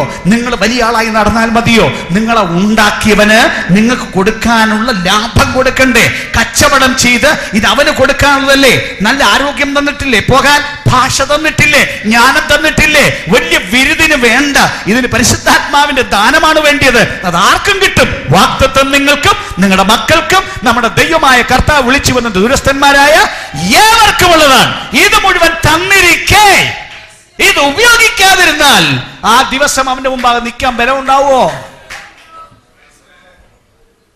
എല്ലാരും ചെന്ന് ഭരിക്കുമെന്ന് ധരിക്കരുത്. ഭരിക്കാൻ തിരഞ്ഞെടുക്കപ്പെടുന്നവരുണ്ട്. ആര് ഭരിക്കുമെന്നുള്ളത് നിങ്ങൾക്ക് ഇന്ന് തീരുമാനിക്കാം. നിങ്ങൾക്ക് തീരുമാനിക്കാം. നിങ്ങൾ ബിസിനസ് ചെയ്ത് ലാഭമുണ്ടാക്കി കൊടുത്താൽ അതിന് തക്കവണ്ണം അവിടെ ഭരണമുണ്ടാവും. ആമേൻ. ചില സ്റ്റേറ്റ് ഗവർണേഴ്സ് ആയിരിക്കും, ചില പഞ്ചായത്ത് ഓഫീസർമാരായിരിക്കും. ഓരോരോ റീജൻസ് അസൈൻ ചെയ്ത് കൊടുക്കണമെങ്കിൽ അവനവന്റെ പ്രവൃത്തിക്കടുത്താണ്. ഒന്നുകൂടെ ഞാൻ വിളിച്ചു പറയുകയാണ്, കാലങ്ങൾ ഇത്രയും നാം ജീവിച്ചു, ഇന്ന് വരെ മുതലാളിക്ക് ലാഭം കൊടുക്കാൻ നമ്മുടെ പക്കൽ ഇല്ലെങ്കിൽ we are in a desperate condition. ഇത് പൊളിയേണ്ട ബിസിനസ് അല്ല, ഇത് പിരിയാച്ചരക്കല്ല. ഇത് ആളുകളെ ബോധ്യമാക്കുവാൻ കൃപയുണ്ട്. ബോധ്യമാക്കിയാൽ ഇത് വേണമെന്ന് പറയുവാൻ ഇത് നാട്ടിലെ എല്ലാ മനുഷ്യരും വേണം. പക്ഷെ അവരെ ബോധ്യപ്പെടുത്തുന്ന ബിസിനസ് നാക്കാണ് നമുക്ക് വേണ്ടിയത്. അത് ആത്മാവിന്റെ കൃപയാണ്. പക്ഷെ നമ്മൾ സമ്മതിച്ചു കൊടുക്കണം. ബിസിനസ്സിന് ഇറങ്ങണം, നാണം വിട്ടുകളയണം, ഇതിന്റെ ഭയം വിട്ടുകളയണം. നിങ്ങൾ രക്ഷിക്കപ്പെട്ടെങ്കിൽ നിങ്ങളുടെ വീട്ടിലെ അവസാനത്തെ ആളും രക്ഷിക്കപ്പെടണം. അവസാനത്തെ ആളും. ഞാനൊരാൾ മാത്രം രക്ഷിക്കപ്പെട്ടു എന്ന് പറഞ്ഞാൽ പോരാ. ബിസിനസ് ആത്മാവിന്റെ കൃപയുടെ വ്യാപാരത്താൽ ഏത് സമയം നോക്കി നിൽക്കുന്നത് ഈ ചരക്ക് എങ്ങനെ എനിക്ക് വിൽക്കണം, അതായിരിക്കണം നിങ്ങളുടെ മുഴു ശ്രദ്ധ. ഈ ചരക്ക് എങ്ങനെ വിൽക്കണം? കാരണം എന്റെ നേട്ടത്തിനല്ലത്, ആ കുടുംബത്തിന്റെ രക്ഷയ്ക്ക് ഇത് അത്യാവശ്യമാണ്. ഇതില്ലാതെ അവർ രക്ഷിക്കപ്പെടില്ല. തന്നെയല്ല, ഇവരെ സ്വർഗത്തിൽ കൊണ്ടുപോകണം ദൈവത്തിന് നിർബന്ധമുണ്ട്. അതുകൊണ്ട് ബിസിനസ്സിലേക്ക് പ്രവേശിക്കാൻ സകല ജനത്തെയും ദൈവത്തിന്റെ വചനം ആവശ്യപ്പെടുകയാണ്. വരുന്നു, രാജ്യഭാരം വരുന്നു. നമ്മൾ 1000 ആണ്ട് ഭരിക്കാൻ പോകുന്നു. സത്യം, ഭയങ്കര ലിറ്ററൽ ഭരണം, അക്ഷരിക ഭരണം.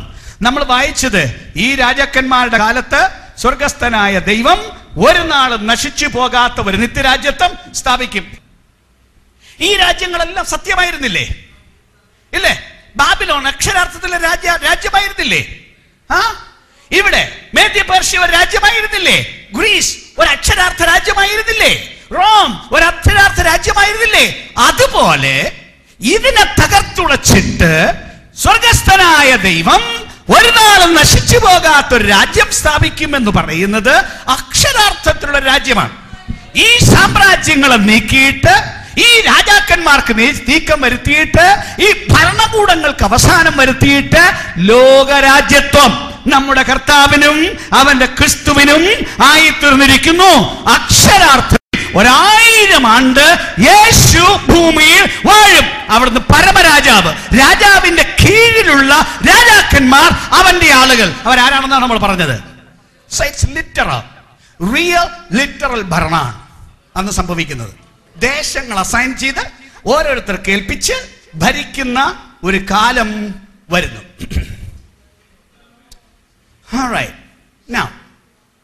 അന്നത്തെ ആ രാജ്യത്തിലെ ഭരണത്തിന്റെ അല്പ സ്വഭാവം ഞാൻ നിങ്ങളോട് പറയാൻ പോവാണ്. വെളിപ്പാട് പുസ്തകത്തിൽ അതിനെക്കുറിച്ച് കൂടുതൽ വിശദീകരണം ഇല്ല. പറയുന്ന ഇത്രയും കാര്യമേ പറഞ്ഞിട്ടുള്ളൂ. എന്താണ്? അവർ 1000 ആണ്ട് ദൈവത്തിനും ക്രിസ്തുവിനും പുരോഹിതന്മാരായി വാഴും എന്ന് മാത്രമേ പറഞ്ഞിട്ടുള്ളൂ. എന്നാൽ അതിന്റെ അഡീഷണൽ എക്സ്പ്ലനേഷൻസ് പറഞ്ഞിരിക്കുന്നത് പൊതുവെ പഴയ നിയമത്തിലെ കുറെ വേദഭാഗങ്ങളിലാണ്. കാരണം ഇസ്രയേലിനോടുള്ളൊരു വാഗ്ദത്വമായിരുന്നു, ദാവീദിന്റെ ഒരു രാജ്യം.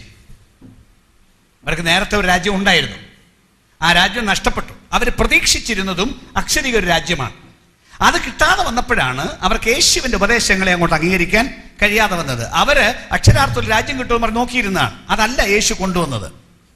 എന്നാൽ യേശു പിന്നീടാണ് അത് കൊണ്ടുവരുന്നത് തിരിച്ചറിയാൻ അവർ കഴിഞ്ഞില്ല.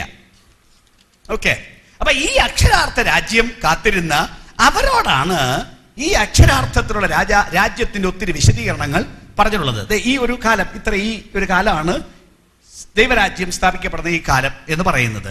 യേശു വന്ന് അങ്ങോട്ട് കഴിഞ്ഞാൽ ഉടൻ. അപ്പൊ ഞാൻ ഒന്നുകൂടെ പറയാണ്, അതിലെ പാർപ്പുകാരൊക്കെയാണെന്ന്.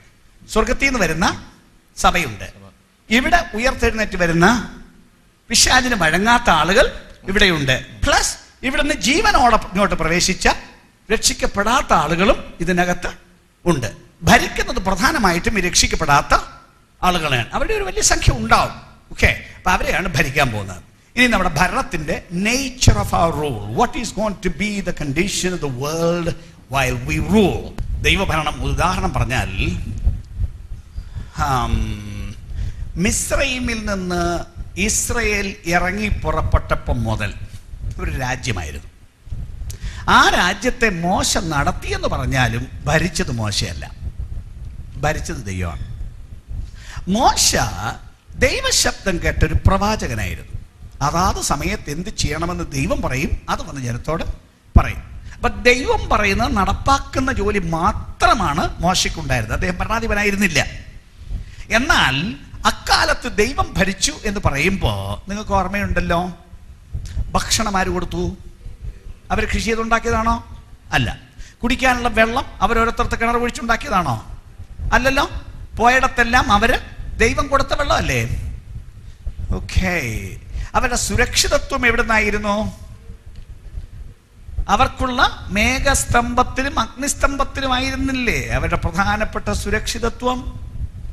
ശത്രു സംഹാരത്തിൽ നിന്ന് വിടുവിക്കപ്പെട്ടത് പ്രധാനമായിട്ടും അവർ യുദ്ധം ചെയ്യേണ്ടി വന്നെങ്കിൽ പോലും ഇതിനകത്താണ് റിയൽ പ്രൊട്ടക്ഷൻ ഉണ്ടായിരുന്നത്.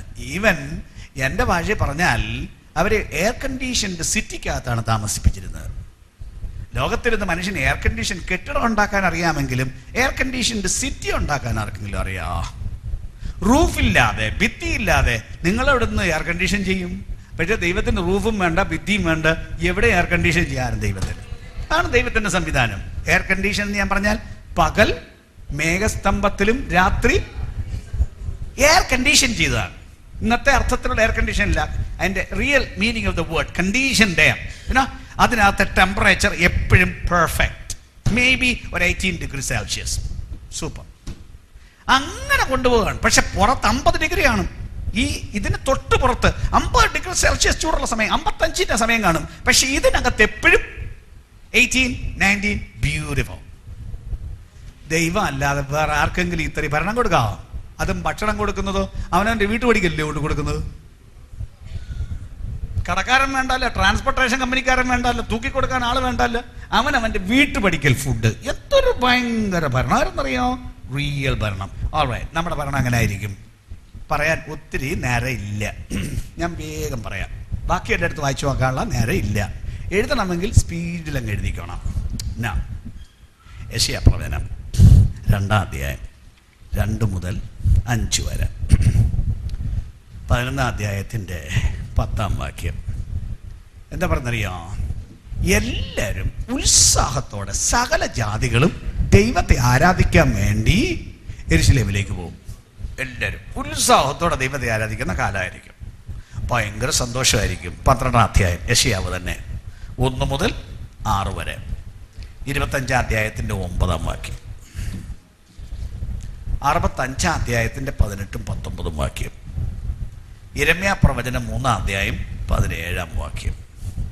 അടുത്ത കാര്യം, യുദ്ധോപകരണങ്ങൾ പിന്നുണ്ടാവില്ല. യുദ്ധോപകരണങ്ങളെല്ലാം കൃഷി ഉപകരണങ്ങളായിട്ട് മാറ്റും. അപ്പൊ അതിൻ്റെ അർത്ഥം യുദ്ധം ഇല്ല ഇവിടെ. യുദ്ധത്തിന്റെ ഒരു ഉപകരണങ്ങളും ആവശ്യമില്ല. അതെല്ലാം അടിച്ച് ഉരുക്കി കൃഷിക്കുള്ള ഉപകരണങ്ങളാക്കി തീർക്കും.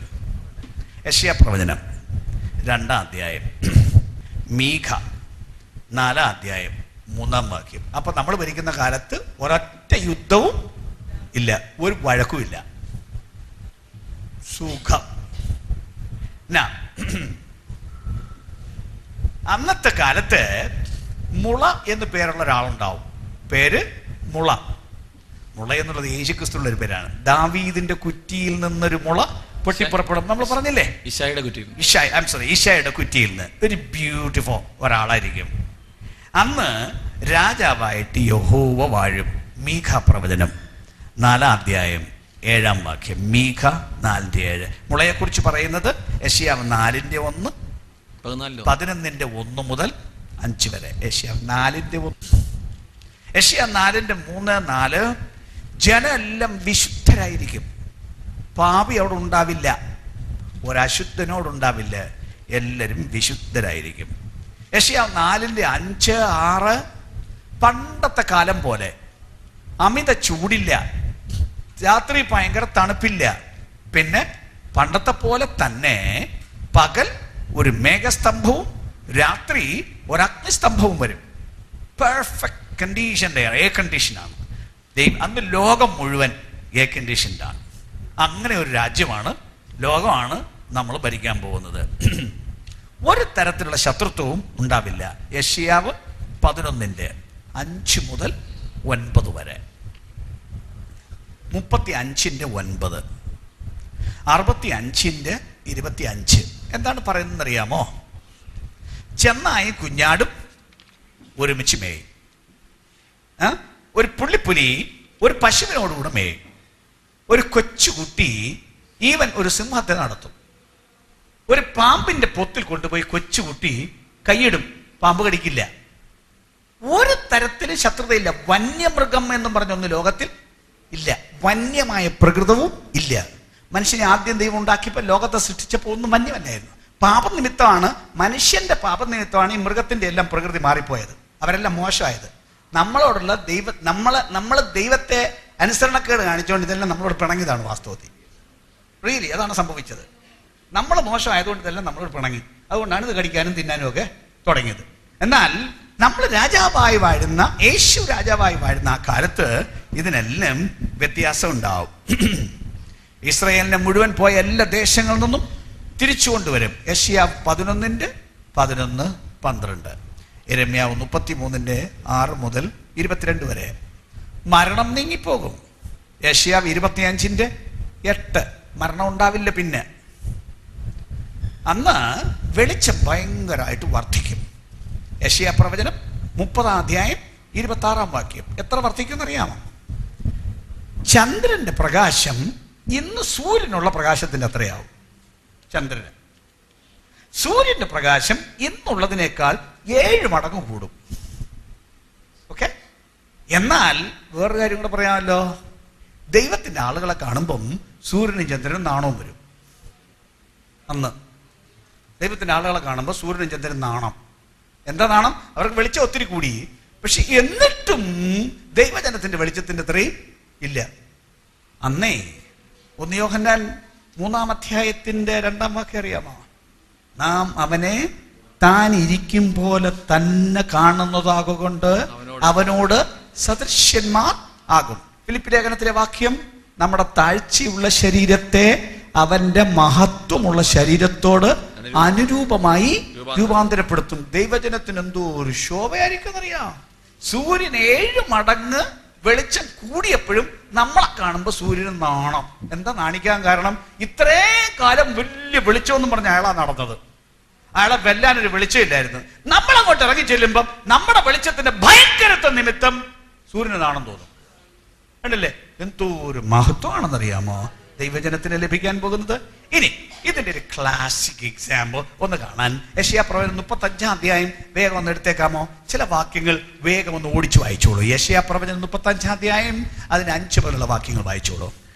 അന്ന് കുരുടന്മാരുടെ കണ്ണ് തുറന്നു വരും, ചെകിടന്മാരുടെ ചെവി അടഞ്ഞിരിക്കുകയുമില്ല. അന്ന് മുടന്തൻ മാനിനെ പോലെ ചാടും, ഊമന്റെ നാവും ഉല്ലസിച്ച് ഘോഷിക്കും. അന്നൊരു മുടന്തൻ ഉണ്ടാവില്ല, ഊമനുണ്ടാവില്ല, അന്ധനുണ്ടാവില്ല, ഒരു അംഗവൈകല്യവും അന്ന് ഉണ്ടാവില്ല. എങ്ങും ദൈവത്തിന്റെ ജനവും ദൈവവും രാജാവായി വാഴുന്ന കാലത്ത് ഒരൊറ്റ അംഗവൈകല്യമുള്ള ആൾ ഭൂമിയിൽ ഇല്ല. എല്ലാ അംഗവൈകല്യങ്ങളും പരിഹരിക്കപ്പെടും. അപ്പൊ പിന്നെ സോക്കേടിന്റെ കാര്യം പറയണോ? ഭൂമിയിൽ എങ്ങും ഒരു രോഗമില്ല, ഒരാശുപത്രിയുടെ ആവശ്യം ഇല്ല, ഒരു വേദന ഉണ്ടാവില്ല, ഒരു കഷ്ടം ഉണ്ടാവില്ല. സൂപ്പർ കാലം. അഖിലാണ്ടത്തിലൊരുത്തന് ഒരു രോഗമില്ലാത്ത, അംഗവൈകല്യം ഇല്ലാത്ത ഒന്നാം തരം ഭരണം. മരുഭൂമിയിൽ വെള്ളവും നിർജ്ജന പ്രദേശത്ത് തോടുകളും. മരുഭൂമി എന്ന് പറയുന്നിടത്ത് വെള്ളം, നിർജ്ജന പ്രദേശത്ത് തോടുകളും പൊട്ടിപ്പുറപ്പെടും. പിന്നെ മരീചിക ഒരു മരീചിക എന്ന് തോന്നുന്നിടത്ത് പൊയ്ക ഉണ്ടാവും. പക്ഷെ അത് പൊയ്കയായി തീരും. പിന്നെ വരണ്ട നില നീരുറവുകളായി തീരും. കുറുക്കന്മാരുടെ പാർപ്പിടത്ത് അവ കിടന്ന സ്ഥലത്ത് തന്നെ പുല്ലും ഓടയും ഞാങ്ങണയും വളരും. ഭൂമിയിൽ വെള്ളമില്ലാത്തൊരു ദേശം ഉണ്ടാവില്ല, മരുഭൂമി എന്ന് പറഞ്ഞൊരു സ്ഥലം ഉണ്ടാവില്ല. നമ്മളിപ്പോ ഈ കേരളത്തിൽ ആളിങ്ങനെ തിങ്ങിപ്പാർക്കുന്നു, സ്ഥലമൊന്നും അധികം വെറുതെ കിടപ്പില്ലെന്ന് പറഞ്ഞാലും കേരളത്തിൽ നിന്ന് വിട്ട് ബാക്കി സ്റ്റേറ്റുകളിലേക്കൊന്ന് യാത്ര ചെയ്യണം. എത്ര ദേശം ഇന്നും തരിശാണ്, ഒരു കൃഷിയും ചെയ്യാതെ കിടക്കുകയാണ്. എന്താ കൃഷി ചെയ്യാത്തതിന്റെ കാരണം? വെള്ളമില്ല അവിടെ. പക്ഷേ യേശു രാജാവായി വരുമ്പോ അതിന്റെ കീഴിൽ നമ്മൾ ഭരണം നടത്തുന്ന കാലത്ത് വെള്ളമില്ലാത്ത ഒറ്റ നാടില്ല, തരിശ് ഭൂമി ഒരിടം പോലും ഇല്ല. ഭൂമി മുഴുവൻ കൃഷി, സമൃദ്ധിയായിട്ട് മനുഷ്യനെ തിന്നേണ്ട കുറെ ആളുകളോട് ഉണ്ടല്ലേ, അവർക്ക് പഞ്ഞയില്ല. അബൻഡൻസ്, ഇഷ്ടംപോലെ സമൃദ്ധിയുടെ ഒരു കാലം. ഇന്നും ദേശം അനുഗ്രഹിക്കപ്പെടും ദൈവത്തിന്റെ സഹായത്താൽ. നമ്മുടെ മിടുക്കൊണ്ടല്ല, ദൈവത്തിന്റെ കൃപയുടെ വ്യാപാരത്താൽ സമൃദ്ധി ഉണ്ടാവും. ബാക്കി അവിടെ ഒരു പെരുവഴിയും പാതയും പാതയും ഉണ്ടാവും. അതിന് വിശുദ്ധ വഴി എന്ന് പേരാകും. ഇഷ്ടം പോലെ വഴി ഉണ്ടാവും. പെരുവഴി എന്ന് പറഞ്ഞാൽ ഇന്നത്തെ ഭാഷയിൽ പറഞ്ഞാൽ ഹൈവേ. അന്ന് ഭയങ്കര ഹൈവേ ഉണ്ടാവും പോകുന്നു, ലോകം മുഴുവൻ ഹൈവേ, സൂപ്പർ യാത്രയാണ്. അതിന് വിശുദ്ധ വഴി എന്ന് പേരാകും. പക്ഷെ ആ വഴിക്ക് പേരുണ്ട്, വിശുദ്ധ വഴി. വിശുദ്ധ വഴി. സ്തോത്രം. വഴിയുടെ എല്ലാം പേര് മാറും. NH47 നമ്പർ 1 അതൊന്നും അല്ല ഇന്നത്തെ പേര്. ഓക്കെ, എല്ലാം വഴി പേര് മാറും. ഒരു അശുദ്ധനും അതിൽ കൂടി കടന്നു പോകും. അതിനകത്തൊരു കാര്യമുണ്ട്, പാപിക്ക് അതിൽ കൂടെ പ്രവേശനമില്ല, റെസ്ട്രിക്റ്റഡ് എൻട്രി ആണ് അതിനകത്ത്.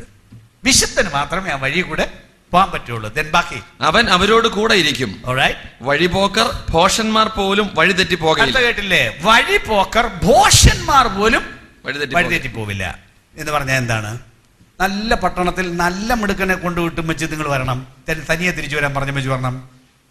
ഏറെക്കുറെ മിക്കവരും വരില്ലല്ലോ, കുറെ തപ്പിയിട്ടല്ലേ വരുള്ളൂ. ഇവിടെ എന്താ പറഞ്ഞിരിക്കുന്നത്? വഴിപോക്കർ, അവിടുത്തെ റെസിഡൻസ് അല്ല, അവിടുത്തെ താമസക്കാരല്ല, അതിലെ പോകുന്നവനാണ്. അതിൽ ഭോഷൻ പോലും വഴിതെറ്റി പോവില്ല. അപ്പൊ എന്താ അർത്ഥം? മനുഷ്യന്റെ ജ്ഞാനം ഭയങ്കരമായിട്ട് ഇൻക്രീസ് ചെയ്യും. അന്ന് മണ്ടനെന്നും പറഞ്ഞൊരുത്തൻ ഇല്ല, പഠിക്കാൻ കഴിവില്ലാത്തവൻ ഇല്ല. എല്ലാ സൂപ്പർ ആളുകളെല്ലാം, എല്ലാവർക്കും, ദൈവജനത്തിന് മാത്രമല്ല ഇത്, സകല മനുഷ്യർക്ക്. കണ്ടില്ലേ? ഭോഷൻ പോലും വഴിതെറ്റി പോവില്ല. ഒരു സിംഹവും അവിടെ ഉണ്ടാകില്ല. ഒരു ശത്രു അവിടെ കടക്കില്ല. അതൊന്നും പറഞ്ഞില്ലേ? ഒരു സിംഹവും അവിടെ ഉണ്ടാവില്ല. ഒരു ദുഷ്ടമൃഗവും അവിടെ കയറി വരികയില്ല. ആ വകയെ അവിടെ കാണുകയില്ല. വീണ്ടെടുക്കപ്പെട്ടവർ അവിടെ നടക്കും. ഹല്ലേലൂയ. വേറെ ചില ഭാഗങ്ങളിലേക്ക് നോക്കാം. യെശയ്യാപ്രവചനം 55-ാം അധ്യായത്തിന്റെ 13-ാം വാക്യം. പിന്നെ അവിടെ മുള്ളുണ്ടാവില്ല, പിന്നെ അവിടെ പറക്കാര ഉണ്ടാവില്ല, ഭൂമിയുടെ ശാപം മൊത്തം നീങ്ങിപ്പോവും, മനുഷ്യന്റെ മേലുള്ള ശാപം നീങ്ങിപ്പോകും. യെശയ്യാപ്രവചനം 65-ാം അധ്യായം 21 മുതൽ 23 വരെ. അവർ വീടുകളെ പണിത് പാർക്കും, അവർ മുന്തിരിത്തോട്ടങ്ങളെ ഉണ്ടാക്കി ഒരുത്തൻ പണിക വേറൊരുത്തൻ താമസിക്കാൻ വരില്ല. ഒരുത്തൻ തോട്ടം ഉണ്ടാക്കുന്നു, വേറൊരുത്തൻ കയറി താമസിക്കുന്നു എന്ന ഗതികേട് ഉണ്ടാവില്ല. ആര് പണിയുന്നുവോ അവൻ തന്നെ അവിടെ താമസിക്കത്തക്കവണ്ണം ദൈവത്തിന്റെ അനുഗ്രഹം അവിടെ ഉണ്ടാകും. ദേശം മുഴുവൻ സമാധാനമായി തീരുമെന്ന് യെശയ്യാപ്രവചനം 55-ാം അധ്യായം 12-ാം വാക്യം. എങ്ങോട്ട് കയറിയാലും സമാധാനം. സ്തോത്രം. യെശയ്യാവ് 65-ന്റെ 20-22.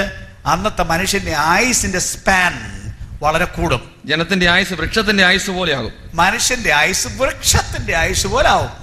എന്റെ വൃതന്മാർ തന്നെ തങ്ങളുടെ അധ്വാന ഫലം അനുഭവിക്കും. അവർ വൃഥ അധ്വാനിക്കയില്ല, ആപത്തിനായിട്ട് പ്രസവിക്കുകയുമില്ല. 22-ാം വാക്യം. അവർ പണിക മറ്റൊരുത്തൻ പാർക്ക എന്ന് വരികയില്ല, അവർ നടുക മറ്റൊരുത്തൻ തിന്നുക എന്നും വരികയില്ല. എന്റെ ജനത്തിന്റെ ആയുസ് വൃക്ഷത്തിന്റെ ആയുസ് പോലെയാകും. ജനത്തിന്റെ ആയുസ് വൃക്ഷത്തിന്റെ ആയുസ് പോലെയാകും. കണ്ടില്ലേ? ദൈവജനത്തിന്റെ ഭരണത്തിന്റെ സുഖം നോക്കിക്കോളൂ. മരണം ഇല്ല, ഒരു കൊച്ചു കുട്ടി മരിച്ചു എന്ന് പറഞ്ഞാൽ അവിടെ പറഞ്ഞിട്ടുണ്ട് 100 വയസ്സായ മരിച്ചാൽ പറയും ഒരു പയ്യൻ മരിച്ചെന്ന് പറയും. 100 വയസ്സായിട്ട് മരിച്ചാൽ. അപ്പൊ അങ്ങനെ ഒരു സാധാരണ കാര്യമല്ല ഇത്. മരണം ഒട്ടും ഇല്ലെന്നല്ല, എന്നാൽ അങ്ങനൊരു മരണം അവിടെ സാധാരണ ഇല്ലാതെ വണ്ണം ആര് ഭരിക്കുന്ന കാലം? യേശു ഭരിക്കുന്ന കാലം. പക്ഷെ കൂടെ ഭരിക്കുന്ന ആര്? അഡ്മിനിസ്ട്രേഷൻ നമ്മുടെ കയ്യിലാണ്. അവിടുന്ന് മഹാരാജാവാണ്.